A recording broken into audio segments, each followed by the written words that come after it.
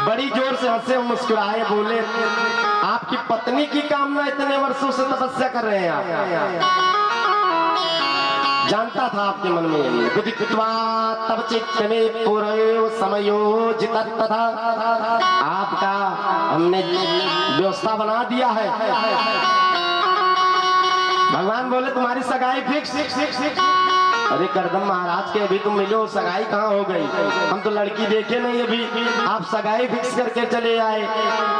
अरे बताइए तो कौन है, ऐसे कैसे सगाई हो गई? तो भगवान कहते हैं बिल्कुल ऐसे काम में देरी नहीं अच्छी होती है। प्रजापति सुत सम्राट मंगल, प्रजापति ब्रह्म के पुत्र मनु की पुत्री देवहूति है, उन्हीं से आपकी शादी होगी। एक दिन मनु महाराज शतरूपा विहार करते करते अपने रथ पे पहुंच गए। करदम महाराज के साथ में बिटिया देवहूति भी थी। गए करदम महाराज जी के पास, कहे भगवान हमारी कन्या है, आपका वर्ण कर लिया है इसने मन में। अच्छा वर्ण कैसे किया? ऐसे थोड़ी किया होगा। तो नारद जी ने करदम जी के विषय में बताया था देवहूति, तो उनको उनसे विवाह की इच्छा हुई। और भगवान की भी यही इच्छा थी, नारद जी इसीलिए गए थे। तो गए और करदम जी महाराज से प्रार्थना की और कहा कि आप इनको पत्नी के रूप में स्वीकार करें महाराज।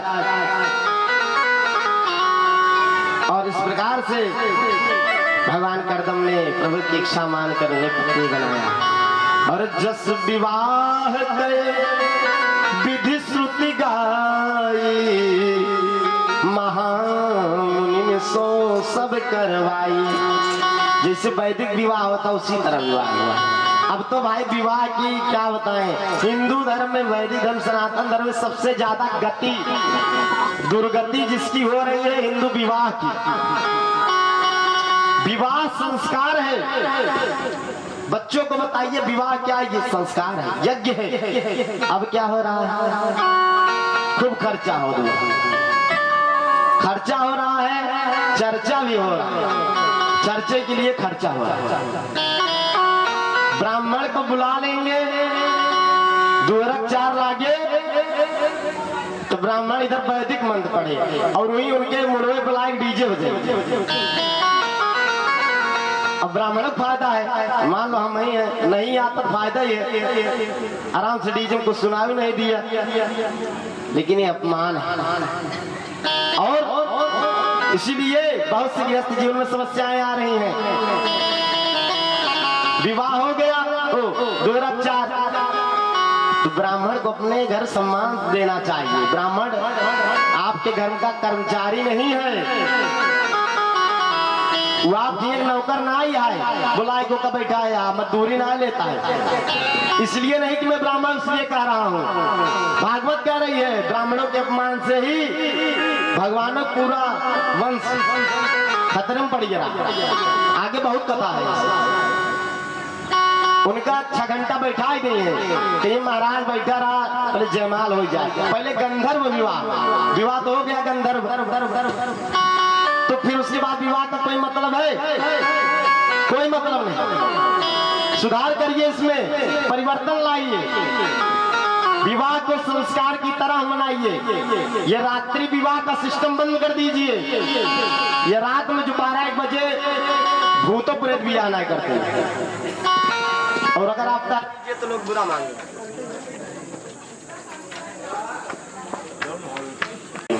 इधर देवहूति जी का करदम जी के साथ विवाह हुआ, और विवाह होने के बाद ही करदम जी चले गए समाधि में। 60,000 साल लो, अब क्या होगा? नई नई शादी हुई और करदम महाराज समाधि में। अगर ऐसी कोई घटना आज के समय में घट जाए तो तुरंत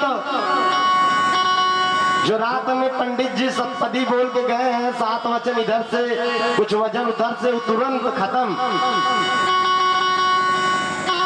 लेकिन ऐसी पतिव्रता स्त्रियां हमारे ही देश में उत्पन्न हुई हैं। और ये आज की बात नहीं है, ये कब की बात है? आज से करोड़ों साल पहले की। ये अलग मन वाराह अभी अष्टाविंशतम युगे कलयुगी, कलयुग चला 28वां, 71 चतुर्युगी होता है। बहुत समय, बहुत लंबा समय, कि लंबे समय की भी बात हो रही है। भगवान राम कभी पता ही नहीं है। इतने लंबे समय में भारत की स्थिति है। और आज कुछ विदेशी लोग आकर के हमको ज्ञान बताते हैं, जिनको पढ़ना भी नहीं आता होगा, जिन्होंने अक्षर का ज्ञान भी नहीं किया होगा। उस समय हमारे यहाँ 18,000 श्लोक की भागवत कथा, वेद पुराण शास्त्र लिख उठे थे। अभी अभी एक हमारे प्रतिनिधि हैं, जनता ने उनको पहुंचाया सेवा करने के लिए, तो भागवत कथा पर प्रवचन दे देते हैं बीच में। कहते हैं कि जब कागज का निर्माण चीन में कुछ समय पहले हुआ तो ये लिखा कैसे गया? तो भैया उनको हम कहेंगे भागवत के शरण में आ जाओ, और तब आपको पता चलेगा कि कहाँ लिखा गया, कैसे लिखा गया। तो राजनेताओं पर टिप्पणी करना नहीं चाहिए किसी को, लेकिन जो धर्म विरोधी होगा उसका खुल करके विरोध होना चाहिए। बोलो जय श्री कृष्ण। इस प्रकार से देवहूति का विवाह हुआ, समाधि में चले गए। लेकिन माता देवहूति सेवा कर रही है, सेवा करते करते वृद्ध हो गई। एक समय आया, करदम जी महाराज की आंखें खुली, समाधि से निकले, देखा वृद्ध स्त्री खड़ी है। कहन देवी कौन हो आप? अरे देवहूति कहन हम आपकी पत्नी, आप साथ विवाह हुआ है। चले गए समाधि में विवाह के बाद, तो कहाँ पता रहेगा? कहने लगे इतनी वृद्ध हो गई हो? कहना हाँ वृद्ध तो हो गए हैं। कहें लेकिन आपने वचन दिया था क्या कि जब तक संतान नहीं होगी आप हमको छोड़ के जाएंगे नहीं, असंतान हो जाएगी तो आप चले जाएंगे वन में। कहा हाँ कहा तो था। तो कहा एक काम करो, बिंदु सरोवर वहीं बगल में। भगवान नारायण जो है करदम ऋषि की तपस्या से खुश हो गए थे, फिर करुणा आ गई भगवान को। तो उनके आंखों से जो आंसू टपके उस सरोवर में बदल गए, बिंदु सरोवर नाम। उसी कहन बिंदु सरोवर में जाओ, स्नान करके आओ। माता देवहूति के स्नान की 16 साल की कन्या के रूप में बन गई माता। और करदम जी ने एक दिव्य विमान बनाया, दिव्य रथ बनाया, करोड़ों साल पहले दिव्य रथ। आज लोग बताते हैं कि ये विमान हो क्या, जैसे विज्ञान बता रहा है। करोड़ों साल पहले यहाँ पर तो प्रमाण है, करदम जी महाराज ने दिव्य रथ बनाया, उसी पर विहार करने लगे करदम जी महाराज। माता देवहूति के साथ विहार करते करते करदम जी महाराज देवहूति माता के माध्यम से 9 कन्याओं का जन्म हुआ। अच्छा पहले कन्या जन्म हुई, आज एक कन्या हो जाए तो लोग दुखी हो जाते हैं। कन्या को भ्रूण मतलब होता है नवजात शिशु जब गर्भ में होने लगता है, उसी को कन्या को लिंग परीक्षण करा के मार देते हैं। यहाँ 9 कन्या है देवहूति माता। बेटियों की रक्षा कीजिए, क्योंकि यत् नार्यास्त पूज्यन्ते रमन्ते तत्र देवता मनुस्मृति का श्लोक है, विवादित है मनुस्मृति, लेकिन उसमें ऐसा श्लोक लिखा है जहाँ पर स्त्रियों की पूजा होती है, सम्मान होती है। और ये जो घर में स्त्रियों को गाली देते हैं ये श्रीहीन हो जाएंगे, दरिद्र हो जाएंगे। स्त्रियों का त्याग कर दो, उनका अपमान मत करना, कभी भी भूल कर भी मत करना। तो इस प्रकार से 9 कन्याएं हुई। अच्छा करदम जी कहना अब चल रहा हूँ, नहीं अभी कहाँ जाएंगे, अरे कन्याएं हैं इनका पहले शादी विवाह करिए कि हम क्या करेंगे अकेले। ऐसे कालांतर समय बीता, ब्रह्मा जी अपने 10 मानस पुत्रों के साथ आए और उन्हीं 10 मानस पुत्रों में 9 लोगों के साथ 9 कन्या का विवाह हो गया। 10वां कौन थे? नारद जी महाराज। तो नारद जी महाराज बच्चे थे। किसकी शादी किससे हुई? बड़ी बेटी कला का विवाह जो है मरीचि ऋषि के साथ, अत्रि का विवाह अनुसुईया मैया के साथ। अनुसुईया मैया की कथा भागवत में ज्यादा नहीं, रामचरितमानस में आपको देखने को मिलेगा। साथ ही वशिष्ठ जी का जो विवाह हुआ अरुंधति के साथ, भृगु जी के साथ ख्याति का विवाह हुआ। इसी प्रकार से पुलस के साथ आविर्भू, कृतु, क्रिया, अथर्वा, शांति, अंगिरा, श्रद्धा, पुला के साथ गति, सबका विवाह करके ब्रह्मा जी वापस ब्रह्मलोक में चले गए। इधर करदम जी बोले शादी विवाह सब हो गया, जा रहे हैं। देवहूति ने कहा, आप तो चले जाएंगे, मैं वृद्ध हो जाऊंगी, कौन सेवा करेगा? एक पुत्र उत्पन्न करिए। पुत्र भी उत्पन्न, अच्छा तब तो याद आ गया कि भगवान बोले तो मैं पुत्र के रूप में आऊंगा, तो पुत्र उत्पन्न किए बिना चला जाऊंगा तो भगवान कहाँ से आएंगे? इस प्रकार से माता देवहूति के गर्भ में भगवान का प्रादुर्भाव हुआ। बोलिए कपिल देव महाराज की। तम तांगता शरणं शरण्यं सभूत संसारो कुठारं जिज्ञास्याहं प्रकृतेय पुरुषस्य नमामि सद्धर्म वितां वरिष्ठं। समय बीता। माता एक दिन देवहूति, करदम जी तो चले गए अपना, देवहूति माता कपिल भगवान के पास गई। पुत्र रूप में आए हैं ना, जानती है, गई हाथ जोड़कर बैठ गई। हे प्रभु, मैं जानती हूँ आप पुत्र रूप में आए हो, लेकिन हो भगवान, अब बहुत सुख हमने भोग लिया, लेकिन संतोष नहीं है हमारे। इतना सुख भोगने के बाद भी कुछ उपाय बताइए। तो भगवान कपिल देव अपनी माता को ही ज्ञान दे रहे हैं। क्या दिव्य ज्ञान दिया! 6 शास्त्रों का पहले ज्ञान दिया। कौन कौन से? न्याय शास्त्र, वैशेषिक शास्त्र, सांख्य शास्त्र, योग शास्त्र, मीमांसा और वेदांत शास्त्र। माता ने पूछा कि सुख से मेरा पेट भरता नहीं है, तो कुछ बताइए। कपिल महाराज बोले, माता कोई पूर्ण नहीं है अपने आप में, पूर्ण कौन है? केवल प्रभु। क्यों? पूर्णमदः पूर्णमिदं पूर्णात् पूर्णमुदच्यते पूर्णस्य पूर्णमादाय पूर्णमेवावशिष्यते। पर पूर्ण कौन है? गोविंद। इसलिए उनकी ही शरण में जाइए। क्या कहा? कोई तन दुखी, कोई मन दुखी, और कोई धन बिन रहत उदास, थोड़े थोड़े सब दुखी, बस सुखी राम के दास। भगवान बोले कि तो दास बनिए तब सुखी रहेंगे। अच्छा, फिर आगे प्रश्न किया, किसकी शरण में जाए? संत की। संत कौन है? बोलिए संत की परिभाषा बताइए प्रभु। बताया, संत कौन है? जिसके मिलने से समस्या का अंत हो जाए। नारद जी जिससे मिले उसके समस्या का अंत कर दिए। आत्मदेव से संत मिले, समस्या का अंत हो गया, तो वही संत है। और संतों का संग करना चाहिए। संत के लक्षण क्या है? तितिक्षवः करुणिका सुहृदय सर्वदेही नाम अजात शत्रुवः शांता साधवः साधुभूषणः। गोस्वामी तुलसीदास भी लिखते हैं क्या? संत हृदय नवनीत समाना। संत का हृदय क्या है? ही नवनीत के समान। और इस प्रकार से उनको ज्ञान दिया, संतों का लक्षण बनाया और कहा, सिया राम मैं सब जग जानी, और करहूं प्रणाम जोरी जुग पानी। इस प्रकार से बताया। आगे ध्यान विधि का वर्णन किया और आगे अष्टांग योग का वर्णन किया। सुनिएगा, अष्टांग योग में क्यों बता रहा हूं थोड़ा सा। अष्टांग योग है साक्ष्य दर्शन, और साक्ष्य दर्शन में हो रही है इस समय क्या?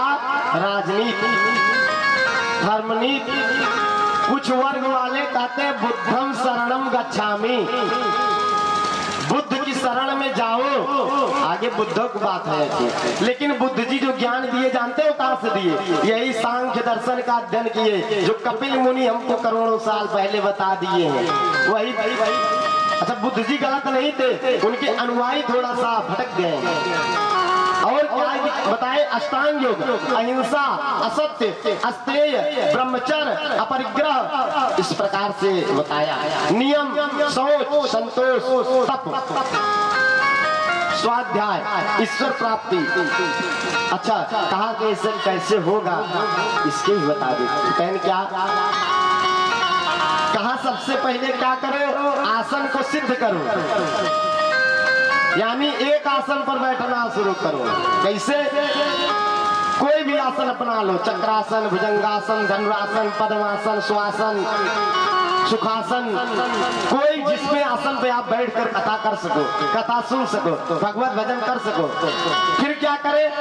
और घर में जो आसन पे बैठ पूजा करते हो ना, उसे बार बार मत बदलो। जब तक फट न जाए तब तक एक आसन बना लो।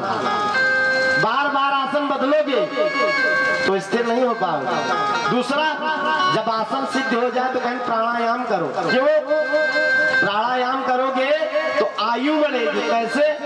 मान लो हमारी सांसों की गिनती है, 100 सांस हम लेते हैं, तो जल्दी जल्दी लोगे तो जल्दी चले जाओगे, और धीमे धीमे लोगे तो धीमे जाओगे। तो जल्दी जब लेना कम करोगे। कैसे? प्राणायाम करो। प्राणायाम में कुंभक, रेचक, पूरक, ये प्राणायाम देखिए सुबह होता है, ये सबको पता है। अनुलोम विलोम, भ्रामरी, इस प्रकार कई प्राणायाम है। एक नाक को बंद करो, दूसरे से सांस खींचो, कुछ देर रोको, फिर छोड़ो। तो सांस के बीच में देखिए टाइम लगा ना, तो इस प्रकार जब आप टाइम लेंगे, अगर 100 सांस आप बचा लिए तो आगे जुड़ जाएगा, आयु बढ़ जाएगी। फिर क्या करो? प्रत्याहार। प्रत्याहार का मतलब क्या है? इंद्रियों को भोग से हटा लो। ये जो इंद्रियां हैं ये भटकती रहती हैं। फिर धारणा, इंद्रियों को एक स्थान पर बांध लो और फिर ध्यान करो, फिर समाधि लगाओ, सब मिल जाएगा। इतना करेगा कौन? ये जो बता दिए हैं, इतना करोगे तभी मिलेगा। इतना करोगे ना तो विज्ञान भी चक्कर खाएगा। खा भी रहा है चक्कर। कहाँ खा रहा है? पूज्य प्रेमानंद महाराज जी के पास। अब दुनिया वाले कुछ गए होगे दर्शन करे, जाओ। इसमें प्रत्यक्ष रूप से अगर धरती पर भगवान के रूप में संत महाराज हैं, जाओ। ईश्वर की कृपा से दर्शन करने का सौभाग्य दास को मिला। तो इस प्रकार से जब आप जाएंगे तो आपको वहाँ पता चलेगा। देह में आसक्ति के विषय में वर्णन किया आगे। इस प्रकार से जब खूब वर्णन किया, खूब ज्ञान दिया, और ज्ञान देने के बाद कपिल महाराज ने क्या किया? कहा, माता हम जा रहे हैं। देवहूति जी पानी जल के रूप में पिघल गई, पूरा शरीर उनका जल के रूप में पिघल गया, और क्या बन गई? सिद्धि विधा, सिद्ध विधा नाम की नदी बन गई। अब आगे फिर चर्चा क्या? स्वयंभू मणि की 3 पुत्रियां, आकृति, देवहूति, प्रसूति। और देवहूति माता का वंश तो आगे नहीं चल पाया, क्योंकि कपिल महाराज ब्रह्मचारी निकल गए, चले गए। अब उनकी जो दूसरी पत्नी है, पुत्री है रुचि, उनका विवाह हुआ प्रजापति से, और प्रजापति दक्ष की पत्नी बनी, जिनसे भगवान यज्ञ का प्रागट हुआ। बोलिए यज्ञ भगवान की जय। और प्रजापति की दक्ष की पुत्री बनकर आई कौन? सती मैया। लेकिन और क्या कि सती मैया अपने शरीर को त्याग कर दी। तो परीक्षित जी महाराज ने सुखदेव से कहा, भगवान बताएं कैसे क्या की, क्यों की? कहते हैं एक बार ब्रह्मा जी देवताओं को सभा लगी और प्रजापति दक्ष को मिल गया क्या? उपाधि किसकी? प्रजापति की। अहंकार में बंद हो गया। भगवान शिव को पहचाना ही नहीं, हमारा दामाद है। भगवान का सभा के मध्य में अपमान किया। सबके लिए आसन था, वो भी आसन पर बैठे तो थे, लेकिन सबको सामने जा जाकर प्रणाम किया, भगवान शिव को प्रणाम नहीं किया। अहंकार हो गया था, इसको कौन प्रणाम करेगा?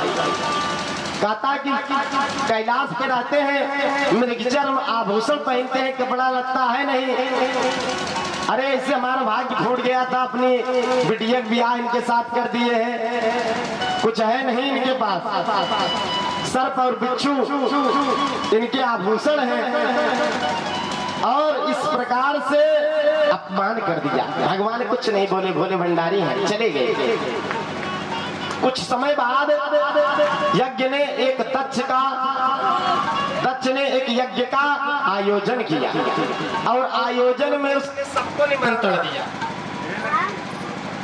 आयोजन में क्या किया, दक्ष ने सबको निमंत्रण दिया, लेकिन भगवान भोलेनाथ को निमंत्रण नहीं दिया, दमाद को निमंत्रण नहीं दिया।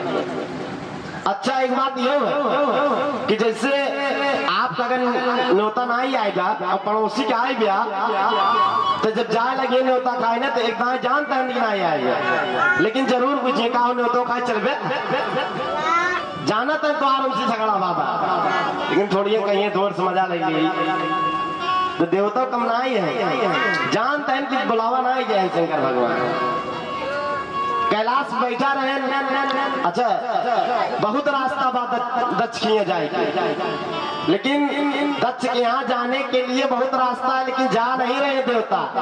आपन विमान लेके कहीं उधर से चला तो उधर से क्या करे जाए, या देखा दमाद है होता ही नहीं पाए हैं, आवा नहीं ऊपर चलित बताई उनके ऊपर से लग जाए विमान। सती मैया देखें बहुत विमान उड़ रहा है, सब जा रहे हैं, हमारे पिताजी के यहाँ निमंत्रण है, भाई बिटिया है तो पिता से मोह है ही, लेकिन पति से भी मोह है। भगवान के पास गए कहें स्वामी, अच्छा कुछ देवता का नीचे उतर के गए पूछन शंकर जी सो चले आप ससुराली में होता बा। अरे शंकर जी कहें, शंकर जी थोड़ा सा शर्मा गए, कहना वैसे कह दे ना न्योता मिला बा तो बेइज्जती हो जाए, कहीं चला आवत है थोड़ा तैयार हो के, अभी हमारी पत्नी भी तैयार हो जाए, सब बाल गोपाल सब तैयार हो जाए तब चला आप सब आवत है। चले गए। माता सती ने कहा अरे स्वामी आप आज्ञा दे दो तो चली जाती है। अरे कहा कि देवी आया नहीं है निमंत्रण और बिना निमंत्रण के नहीं जाना चाहिए, और इस प्रकार आज्ञा तो लेना जरूरी है। बहुत समझा रहे हैं भोलेनाथ, लेकिन उनकी मनसा भी जान रहे हैं कि बिटिया है तो कहें ठीक है, कह रही हो तो जाओ, नहीं मान रही हो। अच्छा जाए, माता सती तैयार हो गई, चली गई। जब जा रही थी माता सती तो भोले बाबा ने क्या किया, अपने कुछ गणों को भी साथ भेज दिया, कहीं जाओ आपकी माता जी जा रही है, पीछे पीछे जाओ, देखना कुछ हो ना वहाँ पर मैं आता, लेकिन मेरा तो निमंत्रण नहीं है, जान ही रहे हो। तो ठीक है तब जा रहे हैं। गए माता सती पहुंची, देखा सबका जो है आसन लगा है, लेकिन भोलेनाथ का आसन नहीं लगा है। अच्छा सब उनकी बहन भी जो है आ रही है तो बोल ही नहीं रहे सती मैया से,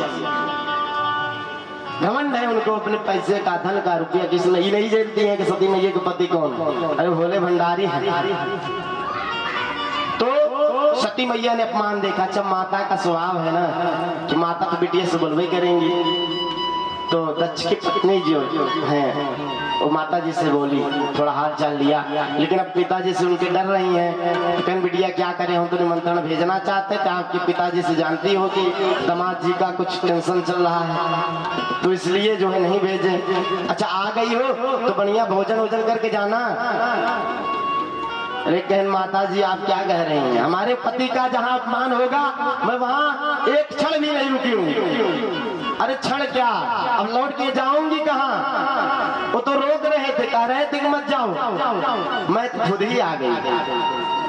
और जब उनसे बताऊंगी कि मेरा अपमान हुआ है, आपका वहाँ आसन नहीं था, कि पत्नी धर्म का अपमान होगा। माता सती बैठ गई। अच्छा कुछ लोग पति यज्ञ में कूद गई, ऐसा वर्णन नहीं है। योगाग्नि, योग रूपी अग्नि को उत्पन्न किया माता ने। क्या हुआ, अस कहीं जोग अग्नि तन जारा, कहीं यज्ञ लिखा है ना, क्या लिखा, अस कहीं जोग, योग अग्नि अभयहु सकल मख हाहाकारा। हाहाकार मच गया। सती जी ने योग माया से अपना शरीर नष्ट कर लिया। देवता घबरा के भाग गए सब। कहने भागो, अब यज्ञ नहीं होगा। अब तो यहाँ पर हाहाकार मच गया। जो भगवान के गढ़ थे नंदी आदि उपद्रव करने लगे। बहुत तेज उपद्रव किया। भृगु महाराज जो यज्ञ करवा रहे थे उनकी दाढ़ी पकड़ के खींच ली। किसी का मारे जो है दांते पूरा उखड़ गया। खूब उतापात किया।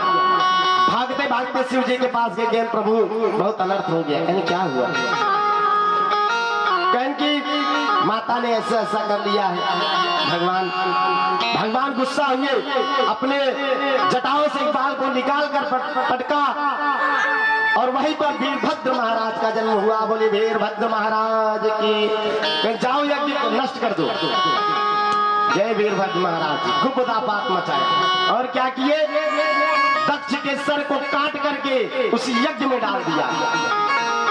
सब घबरा गए। देवता कहने तो बहुत गड़बड़ हो गया। अब क्या होगा? सब भोलेनाथ के पास दौड़ते दौड़ते पहुंचे। कहने महाराज ये तो बहुत गड़बड़ हो गया। ये तो सृष्टि का अनर्थ हो जाएगा सब। भगवान भोलेनाथ से जब बहुत प्रार्थना किए तब जाकर भोलेनाथ ने क्या किया? गए देखा तो भृगु महाराज की दाढ़ी जानता का उखाड़े रहे। जब माता सती का अपमान हो, जब भोले बाबा का अपमान हो रहा था सभा में पहले, तो ऐसे दाढ़ी सो रहा था। तो नंदी भगवान देखे रहे ने उखाड़ लेना अंदर ही। इसी हिसाब से जो हंसा उसका दांत भी तोड़ दिए। भगवान गए तो सबने प्रार्थना की तो भगवान दयालु हैं। भगवान भोलेनाथ कृपा किया और बकरे का सिर लगा करके दक्ष को जीवित कर दिया। कहा जाओ इसी बकरे के सर के साथ घूमो। अब क्या किया? दक्ष जो है अब थोड़ा सा भगवत भजन में लगने लगा। इस प्रकार से माता सती ने अपनी योग माया से शरीर को विध्वंस कर लिया। सती का शरीर लेकर के भगवान घूम रहे। आगे रामचरितमानस में वर्णन है। वहां पर श्री राम जी ने तो भगवान विष्णु ने जब देखा कि आगे सृष्टि विस्तार नहीं हो रही है, भगवान संहारी किसी के नहीं हो रहा, कोई मर ही नहीं रहा है, तो माता सती के अंग को विभक्त किया जो आदि शक्ति पीठ के नाम से स्थानों स्थानों पर है। इतनी ही कथा यहाँ पर है। अब आगे कहते हैं महाराज ये तो हो गया दो कन्या का विवाह बता दिए आपसे। अच्छा दो लड़के भी हैं उनके मनु जी। कौन? उत्तानपाद और प्रियव्रत। तो उत्तानपाद के ही घर पर जन्म हुआ किसका? ध्रुव जी महाराज का। मनु महाराज के दो पुत्रों में जो उत्तानपाद है वो छोटे हैं और उत्तानपाद के जो बड़े भाई हैं वह है प्रियव्रत। उत्तानपाद को राजभार सौंप कर अपने छोटे भाई को वन में चले गए। इधर राजा उत्तानपाद ने शादी की दो पत्नियां उनकी सुनती और सुरुचि नाम। अच्छा ये उत्तानपाद है कौन? हम आप। कोई भी जीव जब माँ के गर्भ में होता है ना तो उल्टा लटका होता है। उत्तानपाद का मतलब क्या है? जिसका पैर ऊपर हो। तो उत्तानपाद हम सब है और हमारी दो बुद्धि है पत्नी के रूप में। कौन? सुरुचि और सुनति। सुनति क्या कहती है कि नीतिवान बनो, नीति के अनुसार काम करो। और सुरुचि क्या कहती है? रुचि के अनुसार काम करो, मन के अनुसार जो मन कह दे। तो उत्तानपाद की दो पत्नियां हैं। अच्छा सुरुचि प्रेयसी पत्युन्नतरा यत्सुतो धुलः। जब सुनती तो पहले थी लेकिन उनको संतान नहीं थे तो सुरुचि को लाए थे। और जब सुरुचि को लाए तो सुनीति को बाहर कर दिए। और सुनीति को संतान हो नहीं रही थी। इधर सुरुचि को संतान हुई लेकिन भगवान की कृपा ऐसे हुई कि सुनीति को भी संतान हो गई बाद में और सुरुचि को भी हो गई। तो जो सुरुचि का संतान था उसका नाम रखा उत्तम। और राजा उत्तानपाद को सुरुचि से ज्यादा आसक्ति थी। हमें अपने मन का मिल जाए करने को तो ज्यादा हम प्रसन्न रहे। तो उनसे ज्यादा आसक्ति थी उनको। और इस प्रकार से एक दिन ध्रुव जी महाराज बाहर, छोटे बच्चे हैं, सब बच्चे पूछते हैं कि तुम्हारे पिता कौन है, माता तो जानते हैं हम लोग, और सब कहते हैं तुम्हारे पिता उत्तानपाद हैं, घर से निकाल दिए तुमको। ध्रुव जी बेचारे रोते हुए गए माता के पास, कहा मैया सब ऐसे कहते हैं हमको, पिता कौन है हमारे, हम तो सुने उत्तानपाद है, इतने बड़े राजा, आप बाहर रहती है झोपड़ी में, काहे को? कहने बेटा कुछ नहीं है, बस थोड़ा सा आपके पिता को भी हमसे प्रेम कम शायद, इसलिए हम लोग बाहर, लेकिन बहुत मानते हैं तुमको। पिता का क्या सुख होता है, या आपको आपके पास पिता प्राप्त है, पिता है आपके पास, उनका प्रेम मिल रहा है, भगवान की कृपा। पिता के दर्शन की इच्छा हुई, ध्रुव जी महाराज राजमहल में पहुंच गए, देखा उत्तानपाद ने देखा हमारा लड़का आ रहा है, छोटा सा, क्या रूप है ध्रुव जी का, बहुत अच्छा स्वरूप, देख करके तुरंत मोहित हो गया। अब पिता है तो प्रेम से उठा लिया, गोदी में बैठा लिया, तो बोले पूछे उनसे बेटा क्या नाम है तुम्हारा, महाराज ध्रुव नाम है हमारा, और माता का नाम सुनीति है हमारी। कहना अच्छा। तो इस प्रकार से पिता पुत्र के बीच में वार्तालाप चल रही थी, खूब प्रेम कर रहे थे। उसी समय सुरुचि आ गई। सुरुचि ने देखा हमारे पुत्र को नीचे बैठा के ये हमारे सौतन के पुत्र को बैठाए हैं, प्रेम हमसे करते बैठाए इसको है। तुरंत ध्रुव जी को नीचे उतार दिया और डांट कर भगा दिया। कहा तुम पिता राजा की गोद में बैठना चाहते हो और दासी के गर्भ से जन्म लिए हो। ध्रुव जी कह रहे दासी नहीं है हमारी माँ, इनकी पत्नी है। कहा कौन पत्नी है? कोई पत्नी नहीं, दासी है। और तुम यहाँ से जाओ, अगर तुमको इनकी गोद में बैठना है तो हमारे गर्भ से जन्म लो, तब जा करके तुम इनकी गोद को पाओगे। रोते रोते, भाई छोटे बच्चे हैं तो रोते रोते गए, क्रोध से आंखें लाल, गए माँ के पास। कहा मैया आप दासी हैं कि उनकी रानी है? मैया का है सुनीति, सुनीति है ना, सुंदर नीति। क्या नहीं दासी है बेटा, हर पति की पत्नी क्या है? दासी है, सेवा, पतिव्रता धर्म का यही नियम है। क्या नियम? एक ही धर्म एक व्रत ने माँ, हर काय वचन मम पति पद प्रेम। एक ही धर्म एक व्रत ने माँ, काय वचन मन पति पद प्रेम।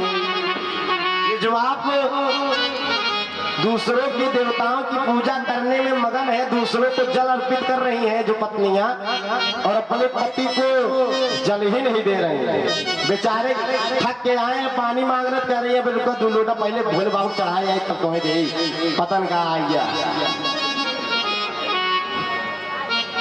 बहुत पाप के भागीदार होंगे।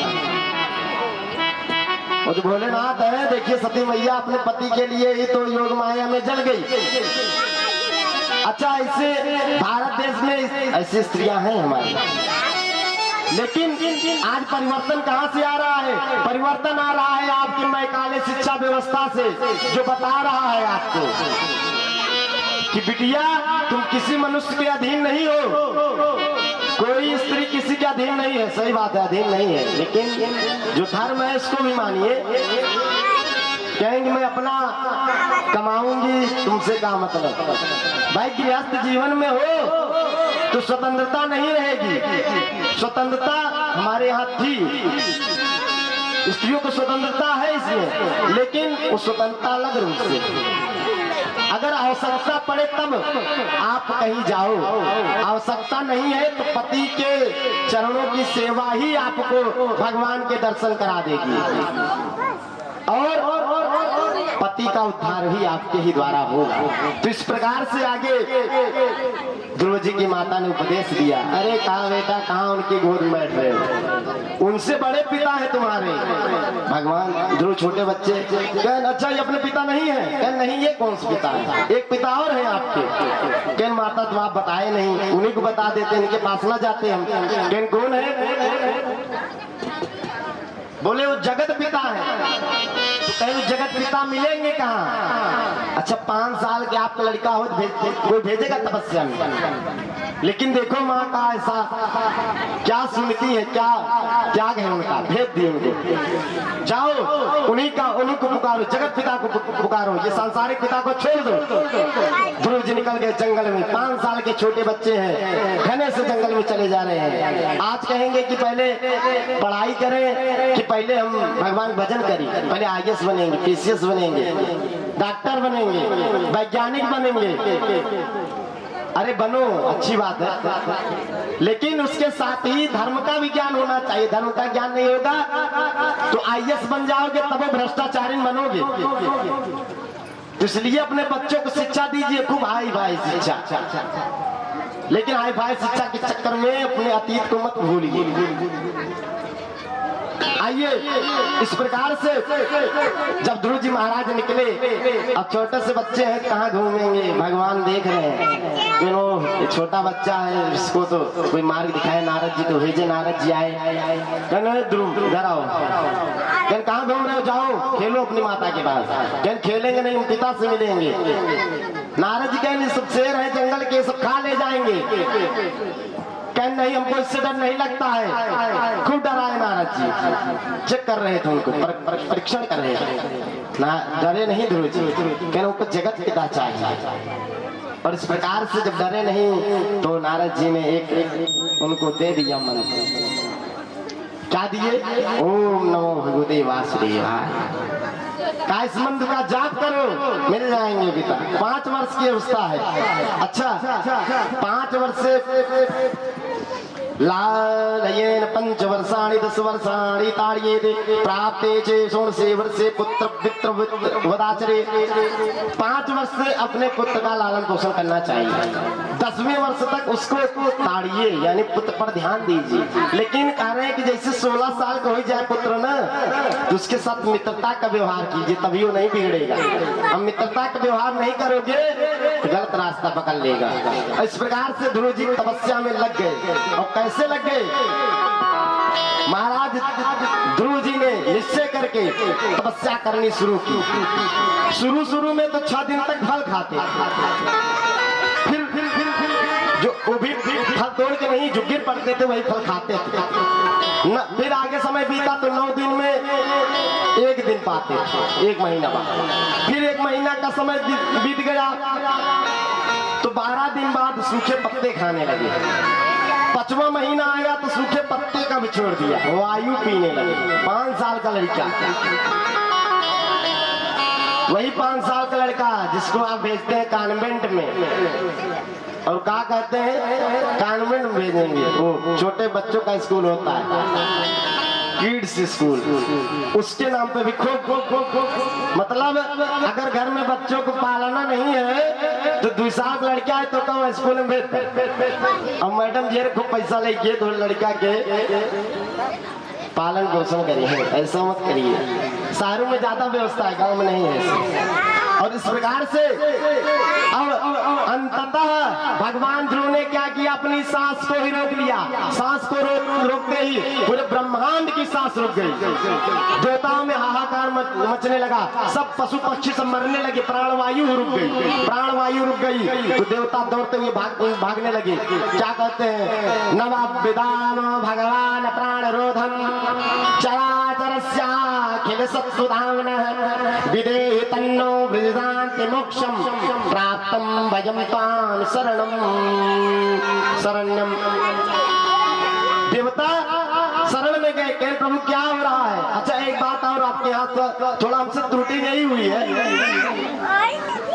उस कथा को मैं हिरण्याक्ष वध में आपको सुना दूंगा कि हिरण्याकश्यप और हिरण्याक्ष कौन थे पूर्व जन्म में। जय विजय की कथा आती है। आज समय कम है, आगे सुना दूंगा। तो हेड़ा कश्यप हेड़ाक्ष जो है उनके विषय में हम सुनाएंगे। तो इस प्रकार से उन्होंने तपस्या की, भगवान प्रकट हुए। भगवान को देख करके ध्रुव जी गले से लग गए। भगवान खूब प्रेम किया भगवान से, कहा आज हमको हमारे पिताजी मिल गए, और खूब आशीर्वाद लिया भगवान से। कहा अब क्या करें, छोटे से बच्चे कुछ आता नहीं है। भगवान सामने बोले क्या, भगवान समझ गए। अपनी संग को उनकी होंठ से लगाया, जिससे होंठ से लगाया, अरे 5 साल के ध्रुव को सब ज्ञान हो गया। लिखा भी है, मूकम करोतु वाचालम पंगु लंघते गिरिम यत् कृपातमहं वंदे परमानंद माधवम। मूक क्या हो जाता है, वाचाल। वाचाल का मतलब बोलने नहीं लगता है, वाचाल बकबकी हो जाती है। तो वाणी तो मिलती है, बहुत ज्यादा वाणी मिल जाती है। इस प्रकार से अब ध्रुव जी जो ज्ञानी नहीं है, 5 वर्ष में ऐसा श्लोक बोले कि बड़े बड़े ऋषि मुनि एकदम दंग रहे। क्या बोले, योऽन्तः प्रविश्य मम वाचमिमां प्रसुप्तां संजीवयत् अखिल शक्तिधरः स्वधाम्नो अन्यास्य हस्तचरण श्रवणत्गादिन् प्रणामो भगवते पुरुषाय तुभ्यं। अरे आपके स्पर्श मात्र से हमारे अंदर शक्ति आ गई। उबिए मत, बस 5 मिनट की और कथा है। ध्रुव चरित्र में ही आज विश्राम होगा। चरणा श्रवणात् गतिन। भगवान कई लोग ऐसे जिनकी आंख नहीं है, देख नहीं पाते, कान नहीं है, सुन नहीं पाते, क्योंकि चक्षु इंद्रिय भगवान ने ग्रहण कर ली। और इस प्रकार से बहुत ही सुंदर वंदना की। 12 श्लोकों में 12 अक्षर का मंत्र जो नारद जी ने दिया था, उन्हीं की कृपा से 12 श्लोक में उन्होंने स्तुति कर डाली। और इस प्रकार से आगे कहन हमको कहन क्या चाहिए, कुछ मांग लो। कहन प्रभु अब आप मिल गए हैं तो कुछ नहीं लेंगे। अच्छा प्रभु तो जान रहे हैं क्या लेंगे, इच्छा। क्योंकि आप जब मांगेंगे तो अपने औकात के अनुसार मांगेंगे, और जब भगवान देंगे तो अपने औकात के अनुसार देंगे। इसलिए मांगिए मत, बस एक ही बात कही, क्या सो तुम जानो अंतर्यामी अपूर्व मोर मनो। जाके जो कहते हैं कि धन दे दिए दौलत, तो भगवान कहते हैं लो धन दौलत। जो ज्यादा अगर आपको मांगने पर मिल जाता है तो सोचिए आपके पास भगवान की कृपा नहीं है। और अगर न मिले कुछ भी तो जान ला ये बहुत कृपा है, क्योंकि भगवान कहते हैं इसको धन मांग रहा, धन देकर हटा दो। और भगवान जब कृपा करते हैं तो वो देते हैं जो आपको चाहिए, क्योंकि हमें चिंता नहीं उनकी, उन्हें चिंता हमारी है। हमारे नौका के खेवैया सुदर्शन चक्रधारी हैं। इस प्रकार से उन्होंने कहा है काम करो, मैं जान रहा हूं आपको इच्छा, जाओ अभी बहुत परम पद प्राप्त करोगे, लेकिन अभी जाओ शासन करो, राज्य करो। गए ध्रुव जी, और जब ध्रुव जी पहुंचे अब तो पद प्राप्त कर चुके हैं। जब आप पद प्राप्त कर लोगे ना तो 20 रिश्तेदार मिल जाएंगे जी। कब हम जानत रही हो नहीं कहीं हमरे फलाना फलाना पता नहीं कहाँ तक जोड़ देंगे, 10-20 पुष्ट फिर बताइए ये डीएम हो जाएगा, नाम हो जाए। ऐसा नहीं, उत्तान पाद भी जब जाने तो स्वागत करने लगे। उत्तान पाद ही नहीं, सुरुचि भी, मैया सुरुचि भी चली गई स्वागत करने। अरे उत्तान पाद सोचे आज तक हमको भगवान मिले नहीं होगा, 5 वर्ष को देखिए हमारा बालक भगवान को मिल गया, भगवान से मिल गया। तो गए उनसे क्षमा याचना की। मृत्यु मूर्धत्वा अरुरासगृहम्। इस प्रकार से ध्रुव जी ने लगभग 36,000 वर्ष तक शासन किया। ये कोनो आश्चर्य की बात नहीं है कि 36,000 वर्ष कैसे जिए होंगे। वैज्ञानिक प्रमाण है, प्राणायाम। जिन्होंने सांसी रोक ली वो मरेंगे। अभी जब जन्म लिए 5 साल के थे, और ये कथा कब की है? करोड़ों साल पहले की है। कल की कथा में हम आपको कुछ वैज्ञानिक तरीका बताएंगे काल समय गणना का। तो इस प्रकार से शासन करने के बाद एक दिन क्या हुआ, जो ध्रुव जी के छोटे भाई थे उत्तम, वो शिकार खेलने गए तो उनका युद्ध हो गया गंधर्वों के साथ, और युद्ध में उत्तम को मार दिया गंधर्वों ने। अब ध्रुव जी गुस्सा हो गए, गंधर्वों को मार दिया तो एक एक यक्षों से युद्ध हुआ, गंधर्वों से नहीं। तो यक्षों से युद्ध हुआ तो मार दिए, तो ध्रुव जी ने यक्षों के ऊपर चढ़ाई कर दी, और जितने यक्ष थे उनको पकड़ पकड़ के मारने लगे, सबको खत्म। यक्ष की 2-4 वंशज बचे जब, तो ब्रह्मा कुबेर जी के साथ सब दौड़त किया, कहने रे ध्रुव जी क्या कर रहे हैं? ब्रह्मा जी भी आ गए, अरे क्या कर रहे हैं प्रभु, आप तो दर्शन प्राप्त किए हैं भगवान का, आप ऐसा काम कर रहे हैं। ध्रुव जी को ग्लानि हुई, भटक गए थे प्रभु, अब बताइए क्या करें। आगे फिर जाकर के उत्कल ध्रुव जी ने के पुत्र हुए उत्कल को अपना राज्य सौंपकर ध्रुव जी चल दिए, और भगवान का विमान आया। ध्रुव जी मरे नहीं, मृत्यु नहीं हुई ध्रुव जी। कहाँ गए? भगवान का विमान आया, लेकर जाने लगा, तो लेकर जाने लगा तो एक पुरुष आ गया, कहा इससे कैसे जा रहे हो? कहने क्या हुआ? कहने भगवान हम मृत्यु हैं, और आप अगर ऐसे चले जाएंगे तब तो हमारे जीवन में कुछ सब हमको क्या कहेंगे कि मृत्यु भी इनको नहीं हरा पाई। इसलिए आप ऐसा काम करिए कि हमारे सर पर अपना पैर रख के तुम जाइए, महाराज कृपा करिए। ध्रुव जी के सर पर पैर रखा और ध्रुव जी निकल गए। और ध्रुव जी कहाँ गए? उत्तर दिशा में ध्रुव तारा जो आज भी चमक रहा है। अच्छा, कथा आज यही विश्राम हो। और आपने क्या सुना कि ध्रुव जी अगर संसारिक बंधनों में फंस जाते तो इतना बड़ा पद प्राप्त नहीं करते। बताओ कोई IAS विशेष इतना बड़ा पद होगा आज का संसार? नहीं। आइए, भागवत जी की महिमा है, तो भागवत जी की महिमा इस प्रकार है, किसी ग्रंथ मत समझिए। इस क्या है? मानो तुम भागवत ऋतु न मानो तू ये कहानी, मानो तुम भागवत मृत्यु न मानो तो एक कहानी। भागवत न मानो तो एक कहानी, मानो तो भागवत मृत्यु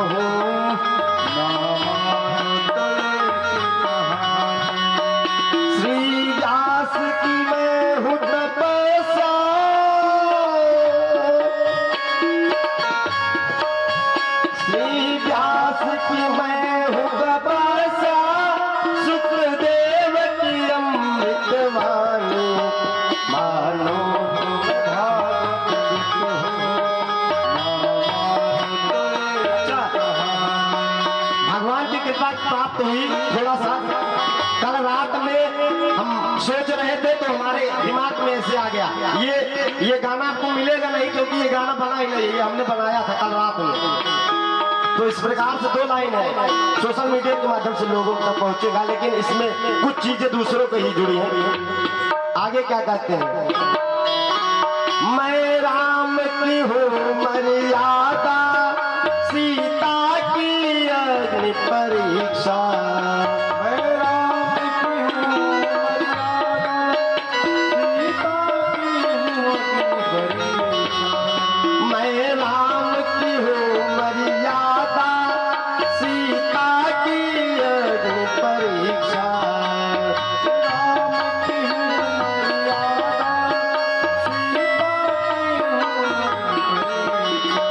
भावना भरत भाई की उर्मिला की हो प्रतीक्षा, भावना भरत भाई की उर्मिला की मैं प्रतीक्षा, मैं पति व्रता सीता की, मैं पतिव्रता सीता की, इस पाप की ना कोई सानी, मानो तुम भागवत को, ना मानो मानो तुम भागवत को।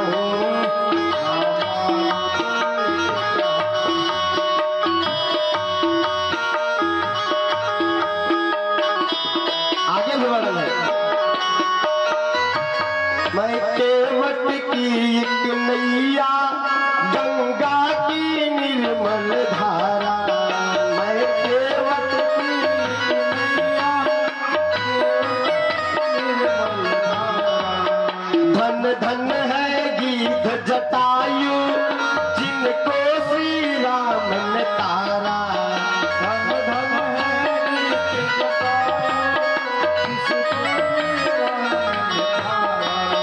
धन धन है पूतना मैया, जिनको श्री कृष्ण ने तारा, धन धन है पूतना मैया, जिसे श्री कृष्ण ने तारा।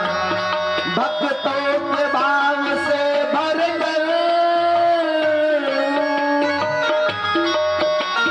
भक्तों के भाव से भरकर, वह कृष्ण की आंख से पानी, मानो तुम भागवत हो, ना मानो तो ये कहानी, मानो तुम भागवत हो, ना मानो तो ये कहानी, मानो तुम भागवत हो, ना मानो ये कहानी। बोले भागवत भगवान की, बोले सुखदेव महाराज की। अच्छा, कल से थोड़ा पहले आइए आप सब। बिहारी तेरी आरती गाऊं,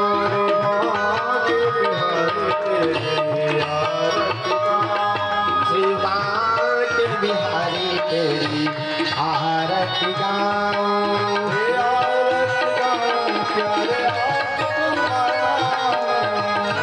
आरती गाऊं प्यारे आपको रिझाऊं,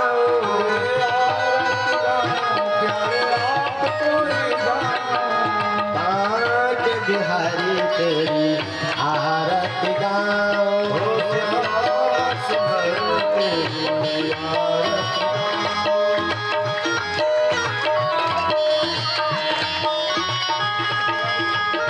मोरे मुकुट माथे, मोरे मुकुट माथे, मोरे मुकुट प्यारे श्री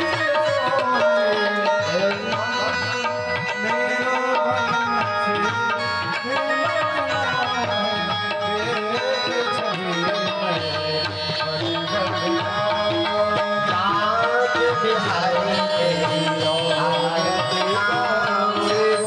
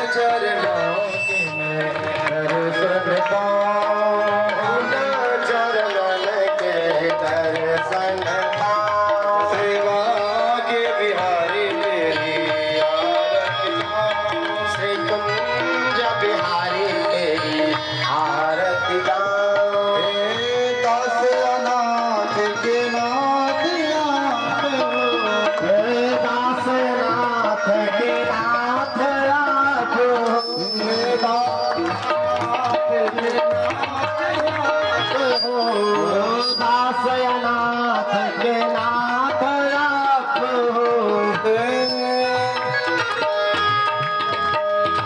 सुख दुख जीवन सारे साथ आप हो।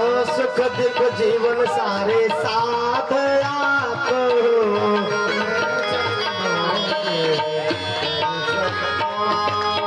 उन चरणों के दर्शन पाऊं श्री के बिहारी तेरी आरत गाऊं श्री कुंज बिहारी तेरी कर्पूर गौरम हरिदास के प्यारे तुम हो। श्री हरिदास के प्यारे तुम हो। श्री हरिदास के प्यारे तुम हो। श्री हरिदास के प्यारे तुम हो।